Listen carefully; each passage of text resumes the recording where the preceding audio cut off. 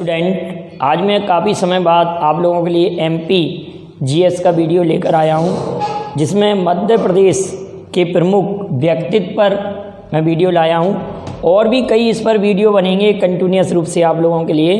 तो आज केवल मैं 4 व्यक्तित्व पर वीडियो बना रहा हूं आप लोगों के लिए। कालिदास, भर्तृहरि, बाणभट्ट और भवभूति। कालिदास, भर्तृहरि, बाणभट्ट और भवभूति। जरा आप सोचिए, इनके बारे में आप जानते हैं क्या क्या बातें आपको नॉलेज हैं, क्या आप जानते हैं, और कुछ स्पेशली हम लोगों के लिए कुछ पढ़ना रहता है, क्या क्या क्वेश्चन बनते हैं एमपीजीएस से रिलेटेड। तो हम इस पर ज़रा देखते हैं। कालिदास संस्कृत भाषा के प्रकांड विद्वान थे। कालिदास संस्कृत भाषा के प्रकांड विद्वान थे। इसी कारणवश कालिदास को भारत का शेक्सपियर कहा जाता है। जिस तरह से शेक्सपियर ने इंग्लिश में महानाटक लिखे थे, इसी प्रकार से कालिदास ने भी लिखे हैं। कालिदास की रचनाओं की हम आगे चर्चा करेंगे कि कालिदास ने लगभग 40 रचनाओं की रचना की है, लेकिन मुख्य रूप से उनकी 7 रचनाएं मिलती हैं। मुख्य रूप से 7 रचनाएं मिलती हैं, हमको 40 याद नहीं करना रहता। उसमें ये भी कुछ विद्वानों का मत है कि इनकी ये 40 रचनाएं कालिदास के नाम से ही अन्य लोगों ने की है। ऐसा कहा जाता है कि कालिदास नाम रखकर अन्य लोगों ने वो रचनाएं की हैं अपना नाम प्रसिद्ध करने के लिए, लेकिन मुख्य रूप से कालिदास की रचनाएं केवल 7 हैं। इन 7 रचनाओं को हम 3 भागों में बांटेंगे। एक महाकाव्य, खंड काव्य, महाकाव्य, खंड काव्य और नाटक। क्लियर है? तो भारत का Shakespeare, Kalidas is called the Shakespeare of India. Kalidas को भारत का शेक्सपियर कहा जाता है, अब याद रखेंगे। कालिदास को भारत का क्या कहा जाता है? शेक्सपियर। कालिदास भारत के शेक्सपियर कहलाते हैं, सभी लोग जानते हैं। और संस्कृत के प्रकांड विद्वान थे। कुछ विद्वानों के अनुसार अब कालिदास का जन्म की बात आती है, तो कालिदास का जन्म उज्जैन में हुआ था। याद रखेंगे बेटा, कालिदास का जन्म उज्जैन में हुआ था। लेकिन कुछ लोग ये कहते हैं कि इनका जन्म उत्तराखंड के उत्कला कट्टम में हुआ था। उत्कला कट्टम में अभी भी वहाँ पर 3 दिन की गोष्ठी होती है उत्कला कट्टम में। तो कालिदास का जन्म उत्तराखंड में हुआ था, लेकिन वास्तविक रूप में कई विद्वानों के अनुसार कालिदास का जन्म उज्जैन में हुआ था। और इसका प्रमाण ये है कि कालिदास की जो पुस्तक है मेघदूतम, कालिदास की पुस्तक क्या है? मेघदूतम। मेघदूतम में इसका वर्णन है। मेघदूतम में इसका वर्णन मिलता है कि कालिदास का जन्म उज्जैन में हुआ था, क्योंकि मेघदूतम में कई बार उज्जैन की चर्चा है। और आप सभी लोग जानते हैं कि उज्जैन के शासक, गुप्त वंश के शासक चंद्रगुप्त विक्रमादित्य द्वितीय के दरबार में नवरत्नों में सम्मिलित थे। और मध्य प्रदेश सरकार द्वारा कालिदास के सम्मान में कालिदास समारोह उज्जैन में आयोजित होता है। कालिदास समारोह कहाँ होता है? उज्जैन में। कालिदास समारोह उज्जैन में होता है। क्लियर है ये वाली बात?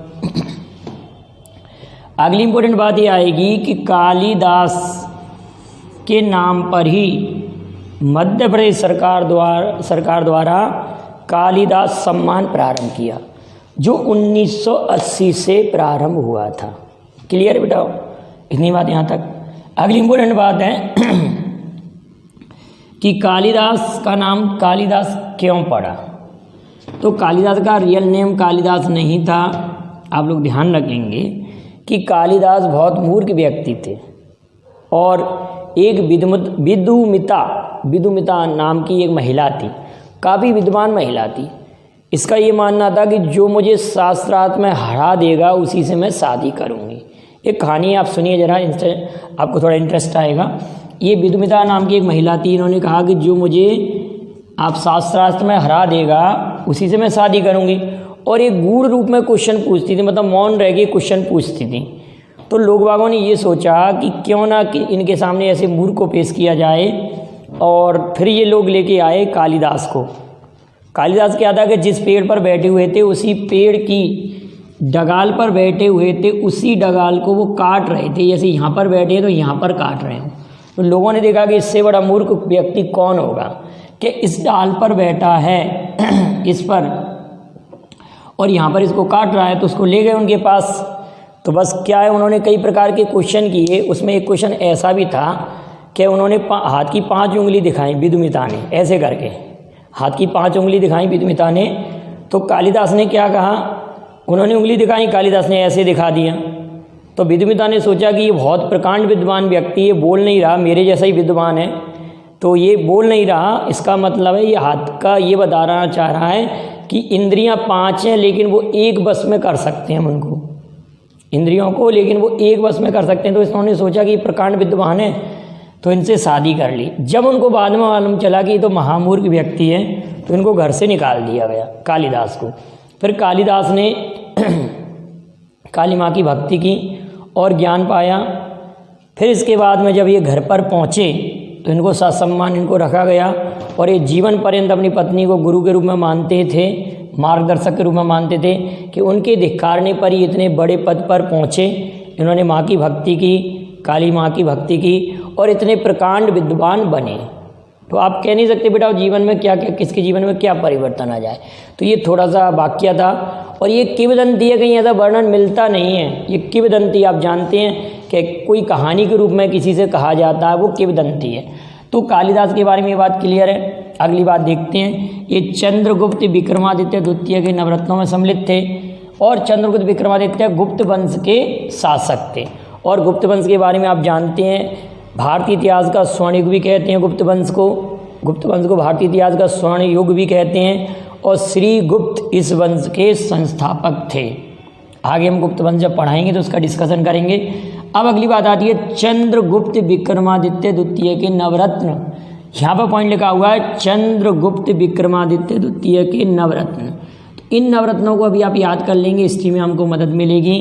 कैसे याद करेंगे, देखिए चंद्रगुप्त विक्रमादित्य द्वितीय, यहाँ पे सेकंड भी लिख सकते हैं, के नवरत्न। पहले तो कालिदास और चंद्रगुप्त के बारे में, एक चंद्रगुप्त विक्रमादित्य के बारे में एक कहानी है। वो कहानी किस प्रकार से है कि कालिदास से चंद्रगुप्त विक्रमादित्य पूछते हैं कि कालिदास आप इतने ऐसे क्यों, मतलब इतने ज़्यादा विशेष सुंदर भी नहीं थे, तो इनसे कहा आप ऐसे क्यों हैं, लेकिन आप इतने प्रकांड विद्वान हैं। तो कालिदास ने कहा कि महाराज इसका मैं जवाब एक समय पर दूंगा आप लोगों को। तो उन्होंने क्या किया था कि एक घड़े में पानी रख दिया, सोने के घड़े में। विक्रमादित्य के दरबार में सोने के घड़े में पानी रख दिया। तो विक्रमादित्य ने पानी मांगा तो सोने के घड़े से पानी दिया, तो उनको स्वादिष्ट नहीं लगा। फिर उन्होंने दोबारा पानी मांगा तो उन्होंने चांदी के घड़े से दिया, तो भी स्वादिष्ट नहीं लगा। फिर उन्होंने काले रंग के मिट्टी के घड़े से पानी दिया, तो काफ़ी उनको स्वादिष्ट पानी लगा, मतलब उसमें ठंडा पानी था, मिट्टी के घड़े का स्वाद ये लगाया।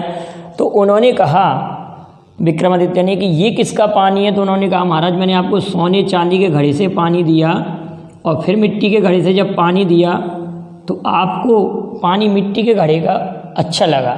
तो यही मेरे प्रश्न का उत्तर है। उस दिन आपने पूछा था कि कालिदास आप दिखने में ऐसे हैं लेकिन इतने प्रकांड विद्वान हैं। तो इन्होंने कहा कि व्यक्ति के शकल या रहन सहन के माध्यम से उसके गुणों का परख नहीं हो सकती। उसी तरह से सोने का अगर घड़ा है लेकिन उसमें शीतलता का गुण नहीं है, तो घड़े का गुण नहीं है उसमें, वो भले ही कितना महंगाई क्यों ना हो, शीतलता का गुण केवल मिट्टी के घड़े में है। तो ये केवल मेरी विद्वता है कि मैं ऐसे ग्रंथ लिख पा रहा हूँ। महाराज आपके प्रश्न का ये जवाब है। तो आप इसको याद कर सकते हैं। देखो कालिदास की आपने कहानी सुनी, तो कालिदास की कहानी सुनकर अमर हो गए, ऐसे याद कर सकते हैं। कालिदास अमर हो गए, ऐसे अमर याद हो जाएगा। घटपर्णक, घड़े की कहानी से आपको घटपर्णक याद आ जाएगा, इसलिए मैंने ये कहानी सुनाई। घड़े की कहानी से आपको क्या याद आ जाएगा, घटपर्णक। और घट मतलब घड़े के ऊपर छपड़क, माने कुछ अपने छा दिया है, तो छपड़क याद हो जाएगा, छपड़क हो गया। क्लियर है बेटा, 4 याद हो गए। कालिदास की कहानी से अमर हुए, घटपर्णक, छपड़क। और शंक्वाकार घड़ा है तो शंकु याद हो जाएगा। घड़ा का आकार हमने ऐसे मान लिया कि घड़ा शंक्वाकार है, ऐसे पुराने ज़माने में कोई ऐसे घड़ा हो जो शंकु के आकार का हो, शंक्वाकार घड़ा हो गया। क्या हो गया?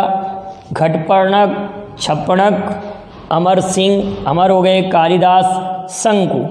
अब आप सभी लोग जानते हैं कि चंद्रगुप्त विक्रमादित्य द्वितीय के दरबारी चिकित्सक धन्वंतरी भी याद हो जाएगा। अब आपको केवल बररुचि याद करना, भरामीर और बैताल भट्ट। बररुचि, भरामीर और बैताल भट्ट। क्लियर है बेटाओ?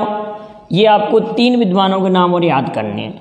तो इस तरह से विक्रमादित्य द्वितीय के नवरत्न आपको याद हो जाएंगे। कैसे?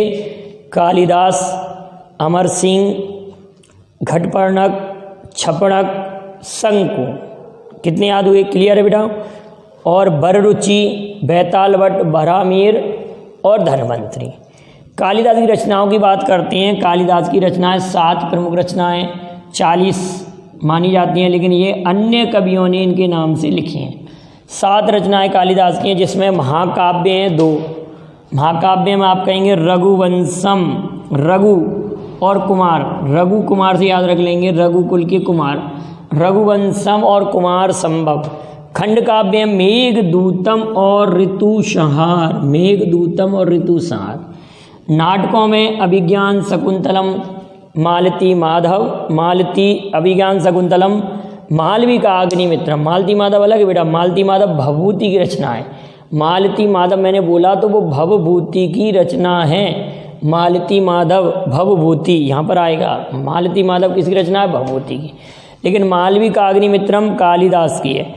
विक्रमोवर्षियम, विक्रमोवर्षियम और विक्रमांक देव चरितम अलग रचना, ध्यान रखना, कालिदास की नहीं है। विक्रमोवर्षियम ये कालिदास के 3 नाटक हो गए, 3 और 4 7 रचनाएं हो गई।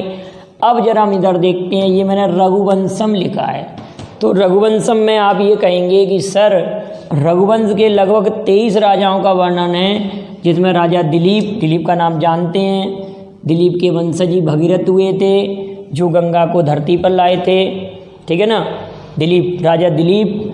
आज रघु, दशरथ के पुत्र राम और लव कुश के बारे में वर्णन है। रघुवंश में रघुवंश के लगभग 23 राजाओं का वर्णन है। ये बात क्लियर है बेटाओ? कुमार संभव। अब आता हमारा अगली रचना कुमार संभव। ये दोनों क्या हैं? महाकाव्य हैं। कुमार संभव में शिव पार्वती विवाह का वर्णन है। पुत्र कार्तिकेय द्वारा ताड़कासुर वध का वर्णन है। मेघदूतम, मेघ को दूत बनाकर अपनी प्रेमिका को संदेश देने का वर्णन है। ऋतुसंहार में ऋतुओं का वर्णन है। ग्रीष्म, हेमंत, शिशिर और बसंत ऋतुओं का वर्णन है। कालिदास के अनुसार इतनी ऋतुआं थी। अभिज्ञान शाकुंतलम, अभिज्ञान शाकुंतलम वेरी वेरी इंपॉर्टेंट। अभिज्ञान शाकुंतलम संस्कृत का सबसे बड़ा नाटक। अभिज्ञान शाकुंतलम संस्कृत का सबसे बड़ा नाटक। राजा दुष्यंत व महर्षि कण्व की पुत्री शकुंतला के बारे में वर्णन है और उनके पुत्र भरत का वर्णन है। महाकाव्य काल के अनुसार जो अभिज्ञान शाकुंतलम नाटक क्या कहता है कि जो भारत का नाम भारत जो पड़ा है वो दुष्यंत और शकुंतला के पुत्र के नाम पर पड़ा है। लेकिन वैदिक सभ्यता के अनुसार सभी लोग जानते हैं, वैदिक सभ्यता में एक भरत नाम का कबीला था, उसी के नाम पर भरत नाम पड़ा है। इतना क्लियर है। और जम्बूद्वीप भी भारत का नाम मिलता है। जम्बूद्वीप भारत का नाम मिलता है। अशोक के अभिलेखों में मिलता है, अशोक के शिलालेखों में मिलता है। आप याद रखेंगे। मालवी काग्निमित्रम, मालवी काग्निमित्रम, अग्निमित्र और मालविका के प्रेम का वर्णन है। अग्निमित्र और मालविका के प्रेम का वर्णन है। ये भी नाटक हो गया। विक्रमोवर्षियम ऋग्वैदिक काल के राजा पुरुरवा और उनकी प्रेमिका उर्वशी, उनकी प्रेमिका उर्वशी के बारे में विक्रमोवर्षियम, उर्वशी नाम लग रहा होगा। तो क्वेश्चन कभी कभी कंपटीशन में ऐसे आ जाता है कि कालिदास के किस नाटक में पुरुरवा और उर्वशी का वर्णन है, तो आप कहेंगे विक्रमोवर्षियम। अग्निमित्र और मालविका, तो मालविका अग्निमित्रम, मालविका अग्निमित्रम। राजा दुष्यंत और शकुंतला, अभिज्ञान शकुंतलम, ऋतु संहार, ऋतुओं का वर्णन है, मेघदूतम, मेघ को दूत बनाकर, एक काल्पनिक रचना है, कुमार संभव, शिव पार्वती विवाह, और रघुवंशम, रघुवंश के राजाओं। अगर मैंने ये पूछा कि कालिदास की इनमें से कौन सी रचना महाकाव्य है, तो आप ये कहेंगे कि ये दोनों रचनाएं महाकाव्य हैं और ये दोनों रचनाएं खंड काव्य हैं, खंड काव्य हैं। और ये तीनों जो रचनाएं, याद रखना एसआई वगैरह के पेपर में, क्योंकि हिंदी में भी ये टॉपिक है आप लोगों का, तो आपके लिए हिंदी में भी ये काम देगा। रघुवंशम, कुमार संभव, मेघदूतम, ऋतुसार, अभिज्ञान शकुंतलम, मालविका अग्निमित्रम, विक्रमोर्वशीयम, ये नाटक है। अब आते हैं भर्तृहरि के बारे में। भर्तृहरि उज्जैन के एक शासक थे जिन्होंने 12 वर्षों तक शासन किया, लेकिन बाद में ये बैरागी हो गए और इन्होंने तपस्या की और इन्होंने कई रचनाएं की। इन्होंने 3 शतक नाम से रचनाएं की, श्रृंगार शतक, वैराग्य शतक, नीति शतक। श्रृंगार शतक, वैराग्य शतक, नीति शतक। श्रृंगार शतक, वैराग्य शतक और नीति शतक। आप देख लीजिए जरा, आपको दिखाई दे रहा है क्या स्पष्ट? श्रृंगार शतक, वैराग्य शतक, नीति शतक स्पष्ट दिखाई दे रहा है बेटा, देख लीजिए जरा इसको। श्रृंगार शतक, वैराग्य शतक, नीति शतक, ये भर्तृहरि की रचनाएं। क्लियर है बेटा यहाँ तक? तो भर्तृहरि भी आपको याद हो गया। एक वाक्यप दिए रचनाएं जिनकी संस्कृत भाषा में रचनाएं, ये भी संस्कृत के विद्वान थे भर्तृहरि। तो भर्तृहरि रचना आपको लिखने अगर आती हैं तो उज्जैन के शासक, और इनकी 3 रचना, श्रृंगार शतक, वैराग्य शतक और नीति शतक। अगला हमारे पास राइटर है बाणभट्ट। बाणभट्ट देखना बेटा, आप इस तरफ आते हैं हम। बाणभट्ट, बाणभट्ट के बारे में जरा हम समझते हैं कि बाणभट्ट के बारे में आप सभी लोग जानते हैं, एक शासक थे हर्षवर्धन। इतिहास में हम पढ़ेंगे कि हर्षवर्धन एक शासक थे, उनके दरबारी थे बाणभट्ट। हर्षवर्धन भी राइटर थे, हर्षवर्धन ही प्रकांड विद्वान थे लेखन शैली में, और बाणभट्ट भी उनके दरबारी थे। तो बाणभट्ट ने क्या लिखा है? मुकुल ताड़ितक। मुकुल ताड़ितक इसकी रचना है, मुकुट ताड़िका भी कहते हैं इसको, मुकुट ताड़िका या मुकुल ताड़ितक। इसमें भीष्म और दुर्योधन के बारे में वर्णन है। हर्षचरित, इसमें हर्षवर्धन की प्रशंसा की गई है हर्षचरितम में। किसकी रचना है? बाणभट्ट की। कादंबरी, कादंबरी भी बाणभट्ट की रचना है। अब ध्यान रखना कि कादंबरी रचना लिखने से पहले ही बाणभट्ट का निधन हो गया, तब इनके पुत्र पुलिन भट्ट ने इस रचना को पूरा किया। पुत्र पुलिन भट्ट ने इस रचना को पूरा किया, बाणभट्ट की इस रचना को। इसके बाद आते हैं, आप ध्यान रखना, एक राजतरंगिणी रचना है। मैंने यहाँ राजतरंगिणी का जिक्र क्यों किया है कि कश्मीर के इतिहास पर लिखी गई ये पुस्तक है राजतरंगिणी। अब ये रचना भी अधूरी रह गई थी, ये कलहड़ के काल में पूरी नहीं हो पाई, फिर बिलड ने इसको पूरा लिखा। कलहड़ और बिलड नाम के 2 भाइयों ने इस रचना को लिखा है। इसी प्रकार से एक रचना मैंने यहाँ और लिखी है, मंगलसूत्र। मंगलसूत्र ये मुंशी प्रेमचंद्र का एक उपन्यास था, जिसको मुंशी प्रेमचंद पूरा नहीं लिख पाए, तब उनके बेटे अमृत ने ये पूरा किया। तो मतलब ये 3 अधूरी रचनाएं एक प्रकार से, और भी कही रही होंगी लेकिन ये हमारी चर्चा में रहती हैं, अक्सर पूछा गया कंपटीशन में। कादंबरी के रचनाकार बाणभट्ट के साथ पुलिन भट्ट का नाम भी मिलता है। राजतरंगिणी कलहड़ के साथ में बिलहड़ भी नाम मिलता है। मंगलसूत्र मुंशी प्रेमचंद के साथ अमृत का भी नाम मिलेगा, अमृत ने पूरा किया था। अब बात आती है भवभूति। भवभूति भी संस्कृत के प्रकांड विद्वान थे, संस्कृत भाषा के। इनकी प्रमुख रचनाएं मालती माधव, मालती माधव, महावीर चरितम और उत्तर रामचरितमानस। मालती माधव, महावीर चरितम और उत्तर रामचरितमानस, ये भवभूति की रचनाएं, और इस संस्कृत के प्रकांड विद्वान थे भवभूति। इतनी बात याद रखेंगे। भवभूति रचना कौन कौन सी हो गई? मालती माधव, महावीर चरितम और उत्तर रामचरितमानस। तो इस तरह से मध्य प्रदेश के व्यक्तित्व को मैं आप लोगों के लिए लगातार पढ़ाता रहूँगा।